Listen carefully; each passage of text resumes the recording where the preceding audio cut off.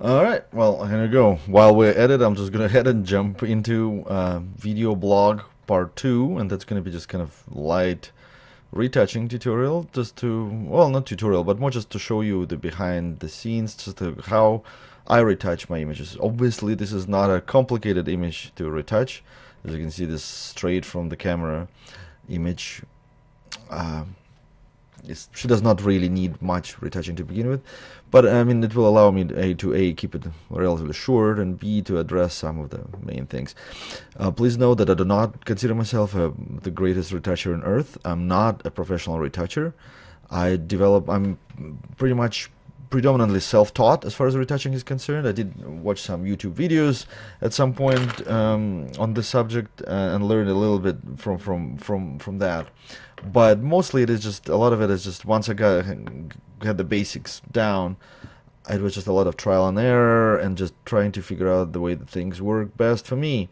So some of the things you might have seen somewhere else, some of the things you might be using yourself every day, and hopefully you'll pick up a trick or two along the way, or just get a glance at my process. So anyway, so here we have an image of a wonderful West Coast model Dakota Somerville, and this is taken with the 100mm macro lens, which is one of my favorite portrait lenses in general. So we have this depth of field kind of thing going on here with when you're shooting portraits like this, where there's one eye on a different level than the other, and you're shooting with a wide aperture, the rule of thumb is, of course, that it is the closest eye that needs to be in focus, not the farther one.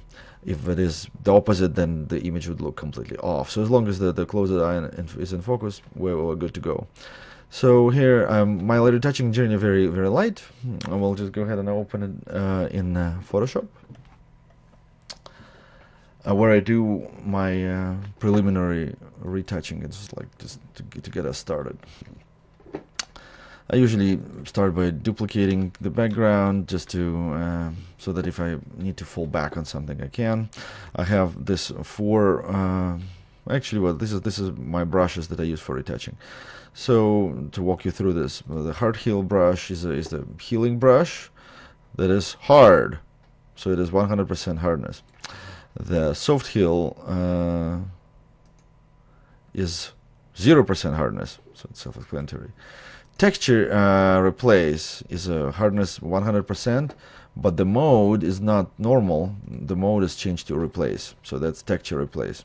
And then I have just a basic white brush, basic black brush, and light and darken brush, which are white brushes with the mode either lighten in case of lighten and darken in case of darken. Those are my main ones. I also have dot shadow and burn highlights brushes, but I rarely use those. I primarily use these ones. So these are my main tools. I always have them right in front of me. So let's go ahead and jump right into it and remove everything that needs to be removed, which is usually not that much in my case, because I am not going after high gloss magazine feel of some of the makeup ads. I usually try to keep things natural, so I retouch very lightly. My logic with retouching is basically like freckles always stay, birthmarks stay. What I usually remove is pimples, maybe occasionally like unwanted hairs, like this is a little bit of makeup here. I mean, it looks like some of the eyelash stuff just fell off. Nose hair, just because even though nose hair are natural, they're usually embarrassing for people. I'm not gonna really, I'm not trying to embarrass people. And things like this is just a part of the hair that is in focus while the rest of it is blurred. It's kind of distracting. It's a little weirdly shaped, and it's kind of in an odd place, so I probably will remove that, and a few like skin imperfections. So the general logic is here: if it is temporary, like a pimple or piece of fuzz or a hair, then it goes, while if it's permanent, like a birthmark, then or a scar, then it stays. That's kind of the logic here. Alright, so I'm usually start just working. I'm not using frequency separation just yet. I mean, I'm gonna try to remove some things just directly with the hard heel brush. I find that hard heel brush is the best for like little things like this. The reason it is hard is because when you use the soft one, it usually leaves a little bit of that soft residue, kind of like artifact, retouching artifact that I don't like. While when hardness is at 100, it usually does a pretty decent job at getting rid of things pretty well. Here I removed this pimple, but I see a little bit of the pinkish color residue. So I'll just go ahead and create color layer. I have it as a shortcut. So I just press F8 and a new color is created, the color layer, which is all it is a standard layer with blending mode set for color. Then I'll take a white brush. I will lower the opacity to like 42, let's say, and then I will sample the colors right from near where it was and just paint right over a little bit and just remove that little bit of the kind of pinkish residue hue. Little things like this, like skin texture, maybe like that skin flakes, etc. I typically do not retouch away.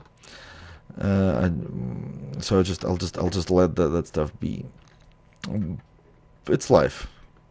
I'm not trying to turn my models into living dolls, but ultimately just you make quick judgment calls. Like if something bugs me and bothers me, I'll remove it. If something doesn't, you know, that I don't. I mean, this is 100% objectivity is important only in photojournalist photography. I'm an art portraitist, so I mean, I can. It is my decision of what remains as a part of the portrait and what goes. Most of the time, the reason I don't typically retouch heavily is because I personally find, you know, humans to be really beautiful. And certainly most of the humans that I photograph, because a lot of them are known, you know, professionally, specifically for their beautiful looks. But everybody has something beautiful about them, and I always try to find it. And so you know, like for example, the under eye shadows, which a lot of photographers retouch away. I usually do not, because it is a part of. I mean, I can diminish it a little bit if I feel like, well, that's kind of deeper because the model was tired or something. But I'm not gonna retouch it away completely remove it. Things like this, when I'm removing these little hairs in between the texture, you just need to be very careful as to what you're cloning. And from where you're copying the texture, and that's all pretty kind of straightforward and simple. I use a mouse when I'm retouching. I do not use like Wacom tablets, Wacom, whatever. I don't even know how to pronounce them.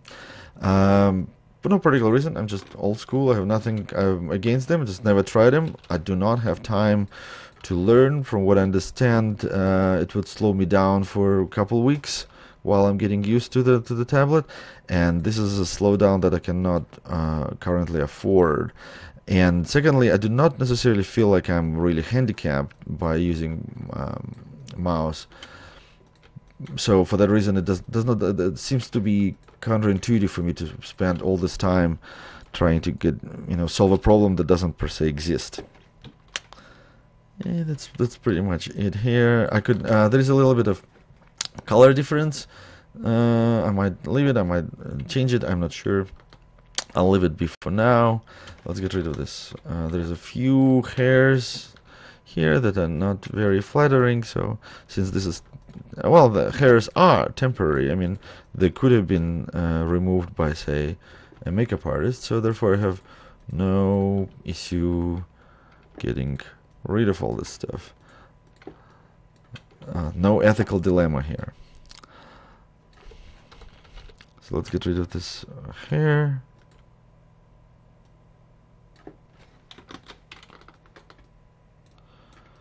To be a little careful here, I'm not trying. Ultimately, any retouching, to me, the good retouching consists of not when you achieve some kind of look per se, but when retouched images do not look retouched. That's the ultimate goal that I'm usually trying to achieve. I don't always succeed. I mentioned it before. Sometimes I get carried away. I'll look the next day and I'm like, oh my God, what was I thinking? This looks completely plastic. I washed off all her skin texture, and maybe I would quietly delete an image a week later or so, not to hurt anybody's feelings, and then retouch it and repost it or something. So everybody makes mistakes. I certainly do, and in fact, like I mentioned before, without mistakes there's absolutely no possibility of any meaningful progress. So in a way, if you're not making any mistakes, you're just not trying enough different things. You're not driving fast enough. If you, as is often said, if everything feels under control, it means you're not driving fast enough. Well, same here. All right, now let's deal with the nose hair. I'm gonna still keep it. There's quite a possibility that this image will not need any frequency separation. I use frequency separation sometimes when there is a big parts of texture that specifically that need to be replaced, and that's where the texture replace brush would come in handy. On simple retouching, when there is, when your skin texture is pretty good to begin with, I really will not need to go that route at all. So here we are, just trying to get rid of it all.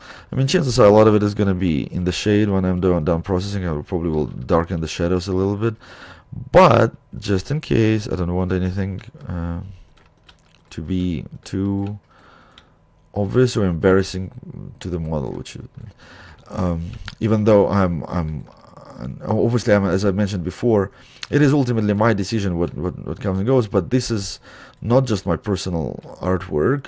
This is I'm working with living human beings, so I do always take their feelings under advisement. I would never knowingly or purposefully embarrass my models. I would never do something that show them in a bad light per se. And I guess I'm showing a little bit of Dakota's nose hair, which is probably a little bit embarrassing, but this is part of it. And I mean, Dakota really has virtually no imperfections as is, so please forgive me, Dakota, if you ever watch this video. I picked your image specifically because I knew that I can keep this pretty short and I will not need to do much at all here. I could, as I said, remove the hair even more, but I really do not think it's necessary because I do not find it unattractive. The same with a few hairs here in between the brows. I think it's part of her look, and I think it's absolutely beautiful. So I'm just gonna keep all that. Just a few dead skin flags that kind of do jump at me. Now, here we have something she's wearing, and I realize it only now, but she's wearing contact lenses. So I will need to do something about that. Specifically, I will have to remove this little border that gives it away and maybe lighten it a little bit here. Just to make it, I'll make a new layer to work on that, and I'll still do it in this very mode, so keep it extremely simple. And I'm still using the hard brush to just kind of blend the border. It's not very noticeable, but it is a little bit. So I'm just trying to, while keeping. I do not typically remove the blood vessels from the eyes. I've noticed some photographers do that. I find it absolutely bizarre, and that is just it's strange. I have a very, I mean, she's standing next to a very big window with a big divider. It's one of the reasons I like this image, because this divider of the image creates a catch light that kind of looks like a cat's eye. So it almost gives her eyes of a cat, and I find it absolutely fascinating. It's fun. Anyway, so here we go. Well, I'm going to create another layer here, and this is a soft tone correction layer, which is a soft light layer filled with neutral gray. And when I've already discussed it in one of my previous tutorials, but basically if I paint black on this layer, it will darken things, and if I paint white on it, it will lighten things. I'm also using lightening brush, which is a white brush in the lightning mode, simply to tell the computer, to tell Adobe Photoshop what I'm trying to achieve here, that I'm trying to just lighten this shade. Also the color is slightly different. I think there's a little bit of a color cast from the contact lens, so I'll just take a white brush, copy this color, maybe put it at like 30%. So I just pressed 3, which automatically changes opacity to 30%, and just paint it so that it's kind of the same color as the surrounding eye. So here we go, we got rid of that thing there mostly. Let me go to soft tone correction layer and just lighten just a touch right here. Alright, I think we're good. And here we are. Is anything else? Looks, I guess that's somewhat of a kind of a pimple, a little scratch, so I'll just get rid of this as well. That's pretty much it. Here we go, folks. This is very light, clean. Oh, wait, I mean, alright, also the other thing I can do before I wrap up, and I mentioned it before, I sometimes create this test layer, which is basically just darkens and high contrasts everything, and sometimes just to check for some imperfections or lines. And I'm specifically looking at this area right here. This looks like some kind of a few areas that could potentially benefit from a little bit of lighting, from being a little lighter, just a tiny bit. I'm painting with 5% opacity, so this is very light. There is, because at 100% opacity, I would just draw a giant line like this. But at 5% opacity, this is just a very, very light touch brush that allows me to lighten a few areas up. Once again, zoom in, zoom out. You always want to zoom in and zoom out when you work on your images, because sometimes some things that look perfectly fine zoomed in, you zoom out, and then you understand that you just destroyed all the skin texture completely. And so you need to zoom in and zoom out while you work all the time. I've even heard that some photographers just simply work at the, never go past 100% magnifications, which is possibly a wise thing to do. Alright, I think maybe I'll lighten just a touch under eye right here. No, that's a little too much, way too much. That's why. By mistake, I was painting white on this layer rather than a soft tone correction layer. So let's go back there and carefully lighten up just a little bit. Generally speaking, any imperfection that you see, any line like right here, is simply a series of lighter, darker, lighter, darker, lighter, darker. So if you want to make it less apparent, you just lighten the dark areas and darken the light areas. That's basically the whole premise of the whole dodge and burn method. And that's exactly what I'm doing here, just trying to make texture a little lighter here in this area, while keeping colors intact. Most of my images end up being black and white anyway, so it's kind of almost irrelevant as far as the colors. The colors are of low importance to me. Now, this slight magenta cast that I see here on my screen, and this slight discoloration, I'm not 100% certain I like it. So let me try to. I'm going to take a white brush. I'm going to set it to 20% opacity, and I'm going to copy the colors from right next to it, and gently paint over here to remove the slight magenta cast over there that I didn't like. And here, once again, I'm gonna copy here and just paint the very color that is right next to it that I'm trying to match with. And that's what I'm just trying to make. And I maybe will lighten this just a little bit as well on the soft tone layer. A little too much. Maybe even 2% opacity. Perfect. Voila. That's it. That's pretty much all I'm planning on doing with as far as the retouching is concerned. Is it a hair or a pimple? Ultimately, there is no such thing as 100% perfection. We will always, you'll always come back and I'll probably look at this image tomorrow and find something else that I missed, or that I'm like, I could have retouched that pimple away, or this jumps at me. It's not the end of the world, and ultimately the rule of thumb is it's better to under retouch than over retouch. So if I missed something and didn't retouch something away, then oh well, I'll live with it. Always strive for perfection, but that's actually a direct quote from one of my favorite photography educators, Brooks Jensen, and I might be paraphrasing, but he said that strive for perfection, but be willing to accept excellence, and that's exactly the credo that I live by. So here we are. We're just gonna strive for perfection, but be willing to accept excellence. That sums it up. Thank you so much for watching, and I will show you what I'm going to do with this image in Lightroom in the next video blog. Thank you.